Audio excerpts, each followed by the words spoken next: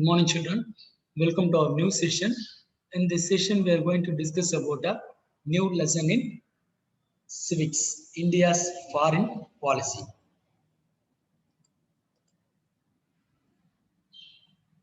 So, in this lesson, we are going to discuss about the objectives of our India's foreign policy and what is Panchashil and what are the basic determinants of foreign policy. So, what are the factors which determines the foreign policy? Then, norm. Norm is something but a non-aligned movement. So, non-aligned movement is a India and some other Asian nations, they are not willing to join in the two of the major powers, and they don't interested in military and other arms and ammunition activities. That is known as norm. So next is the basic concepts of India's foreign policy. So it's nothing but, so what are the primary and basic concepts of India's foreign strategies and foreign policies? So next is SAARC. SAARC is nothing but it's an association of South Asian countries. They formed for their betterment of their economic development and economic progress. So next is a contemporary context. So contemporary is nothing but so modern day how India changed its or how it continues its foreign policies. That is known as contemporary context. So we'll see one by one inside the upcoming slides. So we'll move into the lesson straight away. So in civics, unit 4, which deals with India's foreign policy.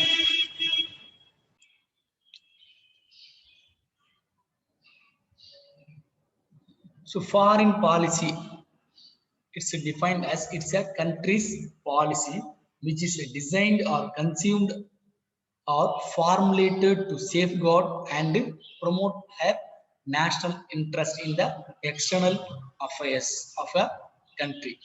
That too with other nations or neighbors.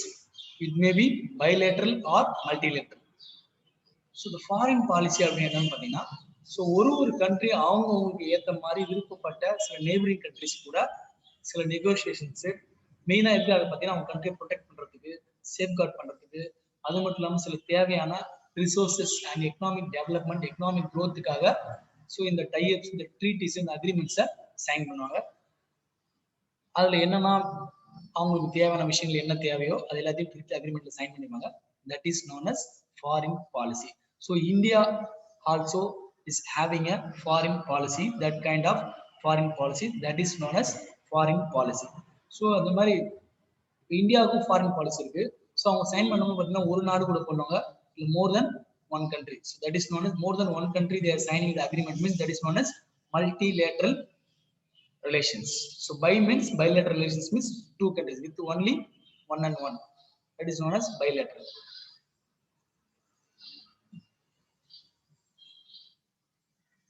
So the main objective of the foreign policy is to achieve and improve the nation's growth on the basis of economic and other basic areas.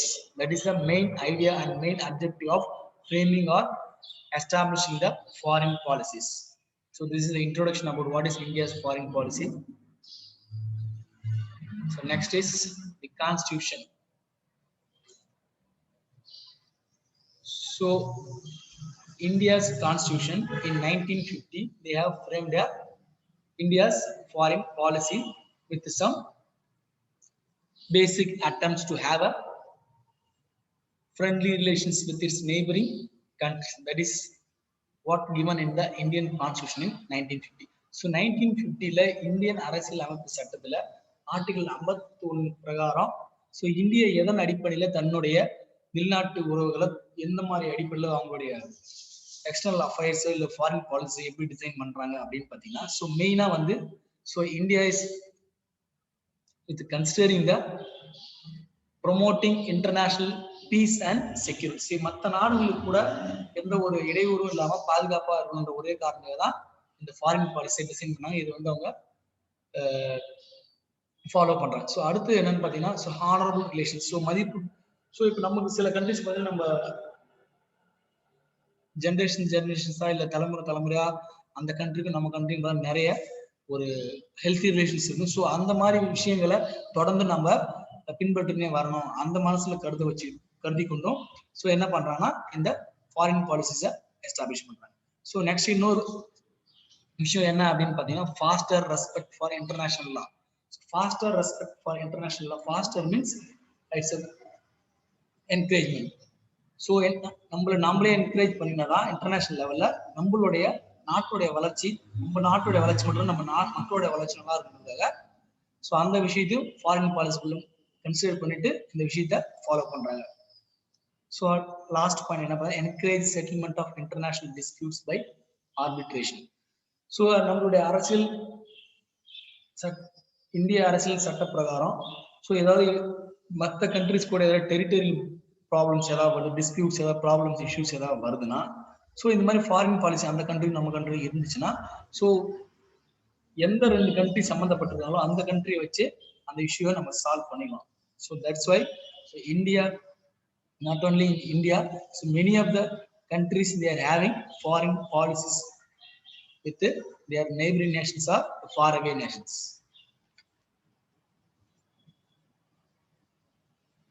So next concept is main objectives of our foreign policy. So நம்மளுடைய foreign பாலிசியோட main objective, main aim என்னன்னு பார்த்தீங்கன்னா so நம்ம நாட்டை எப்படி பாதுகாத்துக்கலாம் மற்ற alien countries கிட்ட இருந்து, அது ஒன்று, அதான் மெயின் எய்ம். ஸோ அடுத்த அப்ஜெக்டிவ் என்னன்னு பார்த்தீங்கன்னா நேஷனல் ப்ராஸ்பரிட்டி. ஸோ நம்ம நாட்டுடைய ஒட்டுமொத்த பொருளாதார வளர்ச்சியும் அரசியல் வளர்ச்சியும் சமூக வளர்ச்சியாகவும் இந்த ஃபாரின் பாலிசியோட ஃப்ரேம் பண்ணுறது காரணமே அதுதான். ஸோ அடுத்து என்னன்னு பார்த்தீங்கன்னா so increasing number of friendly nation. So நம்ம சுற்றி இருக்கிற நாடுகள் கூட நட்புணர்வும் நல்ல தொடர்பு தான் நமக்கு தேவையான வளர்ச்சிக்காகவும் நமக்கு தேவையான வசதிகள் நல்லா கிடைக்கும் அப்படின்ற ஒரு காரணத்துக்காக தான் இந்த ஃபாரின் பாலிசியை ஃப்ரேம் பண்ணிட்டாங்க. அதோட எய்மும் அதுதான்.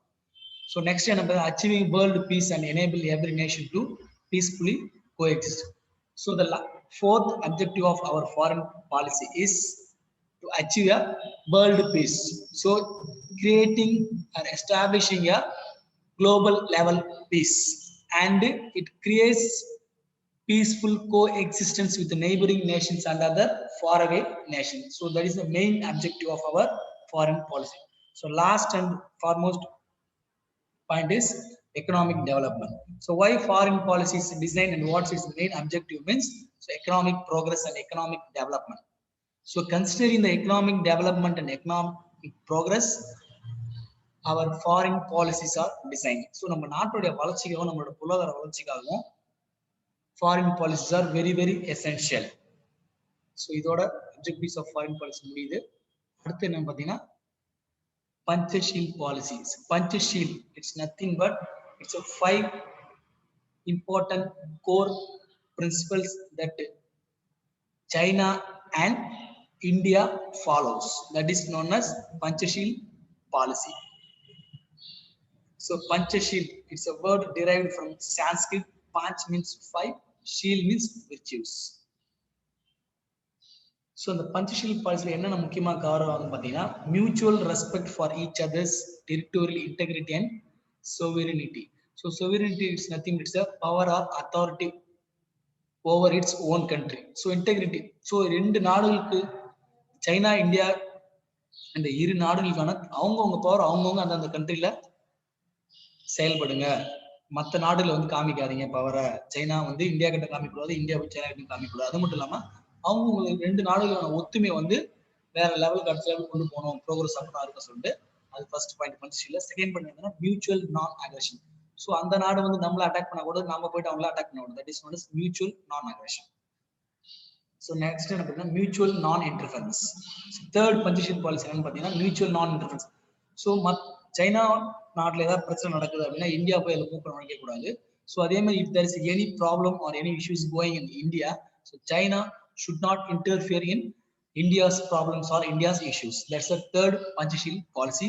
The fourth Panchashil policy is equality and cooperation for mutual benefit. So having a mutual benefit respective of their China and India, they have to follow these principles. Equality in all areas. So cooperation in other external affairs. That is the fourth Panchashil policy. The fifth and final Panchashil policy is peaceful coexistence. So peaceful coexistence is nothing but both nations can simultaneously, besides they can peacefully, they can have their pakka governing and administration of their own country without disturbing or without interfering in the opposite nations issues or whatever it is. So these five principles peaceful coexistence Panchashil policy was signed between China and India. So on behalf of India, it was represented by Jawaharlal Nehru, and on behalf of China, Cho Enlai was signed. It was signed in 28th April 1954. So next concept is basic determinants of foreign policy. So foreign policy have some basic determinants. So there are some basic factors which necessary for making or establishing or framing a foreign policy. So considering that factors only, foreign policies are framed or designed. The first determinant is geographical position and the size of the territory. So geographical position and size of the territory is nothing but, so each nations involving or creating a foreign policy, they have to consider its physical boundaries or its size with other nations. So that's why, so then only it should be a peaceful or healthy relations with the neighboring nations. So next point, determinants of foreign policy is nations history. So nations history, traditions and philosophical basis. So it's nothing but, so foreign policies are designed or framed considering the previous history or past history or traditions we are having with the other nations. So மற்ற நாடுகளுக்கு பாரம்பரியமா காலங்காலமா அவங்களுக்கும் இல்லை மற்ற நம்ம neighbouring countries என்ன உறவுகள் இருக்கு அந்த உறவுகளை நீட்டிக்கிறதுக்காகவும் இந்த ஃபாரின் பாலிசிஸை டிசைன் பண்றாங்க. ஸோ நெக்ஸ்ட் என்ன இம்ப்ளிமெண்ட் பண்ணி பார்த்தீங்கன்னா foreign policy natural resources. So ஒரு கண்ட்ரியில் நல்ல நேச்சுரல் ரிசோர்ஸ் அவைலபிளா இருக்குது, அது நமக்கு தேவை இருக்கு அப்படின்னா அந்த நாட்டுக்கு நம்ம கன்சிடர் பண்ணின்னு ஓகே இந்த கண்ட்ரியோட நம்ம ஃபாரின் பாலிசி இல்லை ஃபாரின் அஃபேர்ஸை நம்ம எஸ்டாப்ளிஷ் பண்ணிக்கலாம் அப்படின்னு டிசைன். அது அடுத்த ஃபேக்டர் தான் நேச்சுரல் ரிசோர்ஸ். ஸோ அதுக்கடுத்து இன்னொரு factor compulsion of economic development. So ஒவ்வொரு நாடும் தனித்தனியா கண்டிப்பா அவங்க வளர்ச்சி அடையணும், அதையும் மனசுல காரணத்துல வச்சுன்னு தான் இந்த ஃபாரின் பாலிசியா டிசைன் பண்றாங்க. ஸோ அடுத்து என்ன political stability and structure of government. So ஒவ்வொரு காலகட்டங்களில் இருக்கிற அரசியல் கட்சிகள் தன்னுடைய அரசியல் ஆட்சியை ஸ்டேபிள் பண்றதுக்காகவும் அந்த கவர்மெண்ட்டை ஸ்ட்ராங் பண்றதுக்காகவும் இந்த மாதிரி ஃபாரின் பாலிசிஸை எஸ்டாப்ளிஷ் பண்றாங்க. ஸோ அடுத்தது என்ன பார்த்தீங்கன்னா, இரண்டு வேறு வேறு நாடுகளுக்கும் அமைதியா ஒத்துமையாகவும் அமைதியாகவும் ஹெல்த்தியான ரிலேஷன்ஷிப் இருக்கணும், அதையும் கன்சிடர் பண்ணிட்டு இந்த ஃபாரின் பாலிசி ஃப்ரேம் பண்றாங்க. கூடவே பார்த்தீங்கன்னா எந்த ஒரு நியூக்ளியர் வெப்பன்ஸ் யூஸ் பண்ணக்கூடாது, ஆர்ம்ஸ் அண்ட் அம்யூனிஷன்ஸ் யூஸ் பண்ணக்கூடாது, அப்புறம் டிசார்மமெண்ட் மிலிட்டரி ஃபோர்ஸ் யூஸ் பண்ணி நேபரிங் கண்ட்ரி அட்டாக் பண்ணக்கூடாது. இது எல்லாம் சேர்ந்து எல்லா ஃபேக்டர்ஸையும் கன்சிடர் பண்ணி தான் ஒரு கண்ட்ரி கூட ஃபாரின் பாலிசியோ இல்லை ஃபாரின் ரிலேஷன்ஸோ ஃபாரின் அஃபேர்ஸோ டிசைன் பண்ணுவாங்க. ஸோ அடுத்து என்ன பார்த்தீங்கன்னா foreign policy 1950s and 1960s. So 1950s 1960ஸ்ல பார்த்தீங்கன்னா, ஸோ இந்தியா வந்து after independence, so first prime minister Jawaharlal Nehru he creates the idealistic face of India's foreign policy. So அவர் என்ன பண்றனா, so under the guidance and the heads of first Prime Minister Jawaharlal Nehru, first foreign policies were designed and which were formulated with the other nations. So the main aim is to not to practice disarmament and non-proliferation. So இது எதுக்காக இந்த foreign பாலிசிஸை design பண்றாங்க அப்படின்னு பார்த்தீங்கன்னா, so நம்ம நாடோட தனிப்பட்ட முறையில நம்ம நாடு வளர்ச்சி அடையணும். So after independence 1950s 60s காலகட்டங்களில் பார்த்தீங்கன்னா, ஸோ எஸ்எஸ்ஆர் யூஎஸ்ஏ பார்த்தீங்கன்னா ஒரு மிகப்பெரிய பவரா எமர்ஜ் ஆயிட்டு இருக்காங்க. இந்த ரெண்டு நாடுகளும் they are having clash, internal war or cold war. So that led to these two nations were asking for support from India. So in that request, Prime Minister of India Jawaharlal Nehru, he is not willing to support any one of these superpowers. So that's why Jawaharlal Nehru chosen the option of non-alignment. So why he chosen that non-alignment option means, so these two powers were they want to show their power as a powerful. So in between that, so India and some of the other Asian and African countries were recently got independence, and also they are under the imperialistic control, and they face the racial inequality, and so that lead to they want to establish or strengthen their political and economic developments, and also the other factors. So that led to Jawaharlal Nehru opposed this request from both superpowers of the world during 1950s and 1960s. So next concept என்ன பார்த்தீங்கன்னா நான் alignment movement. So இந்த 1950 1960 காலகட்டங்களில் Russia USA பார்த்தீங்கன்னா ரெண்டு முக்கியமான மிகப்பெரிய powers. So இவங்களுக்குள்ள அடிக்கடி வார் ப்ராப்ளம்ஸ் இஷ்யூஸ் நிறைய இருக்கிறது.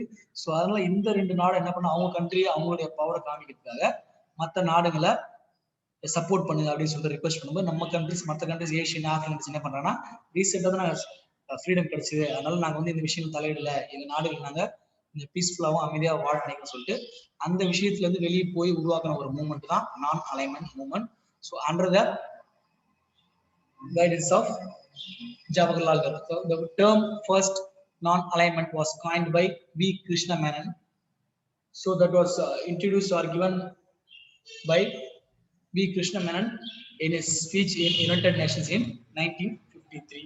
The most important feature of India's foreign policy. So இந்தியாவோட ரொம்ப ரொம்ப ரொம்ப ரொம்ப மோஸ்ட் இம்பார்ட்டன்டான ஒரு ஃபீச்சர் என்ன இந்தியாவோட ஃபாரின் பாலிசி என்னன்னு பார்த்தீங்கன்னா எந்த ஒரு அமைப்பு கூடயும் எந்த ஒரு மேஜர் பவர்ஸ் கூடயும் டைப் பண்ணாம போறதுதான் நான் அலைன்மெண்ட். ஸோ மெயினா எதுக்காக இது பார்த்தீங்கன்னா ஸோ இந்த மாதிரி மற்ற நாடு கூட நம்ம கை கோர்க்கும் போது மிலிட்டரி அலைன்ஸ் வந்து மிலிட்டரி பவர்ஸ் ஒரு கண்ட்ரி இன்னொரு ஜாயின் பண்ணும்போது அதிகமாகுது. ஸோ இதனால ஆக்சுவலாக நிறைய ப்ராப்ளம்ஸ் கிரியேட் ஆகுது. So considering that India refused to join hand with the two world famous powers known as Russia and USA. So when the first time the non-alignment movement was formed, its members were 120 countries. So its members were from 120 countries and 17 states were observers. Observers, they followed the non-alignment principles. So and also this non-alignment movement had a 10 international organizations. So mainly the purpose of establishing the non-alignment movement is create or bring economic cooperation among the underdeveloped countries of Asia and Africa especially. So after creating or establishing the non-alignment movement, so this transformed the political movement or economical movement or economical growth or economic progress among the Asia and African developed nations. So the non-alignment movement, who are the fathers or who created this non-alignment movement is from India, Jawaharlal Nehru, so T2 of Yugoslavia, so Nasser of Egypt, Sukarno of Indonesia, Kwame Nkrumah of Ghana. So these five were the founding fathers of non-aligned movement.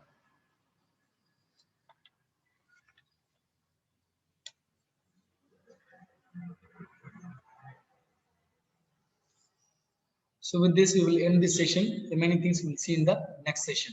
Thank you.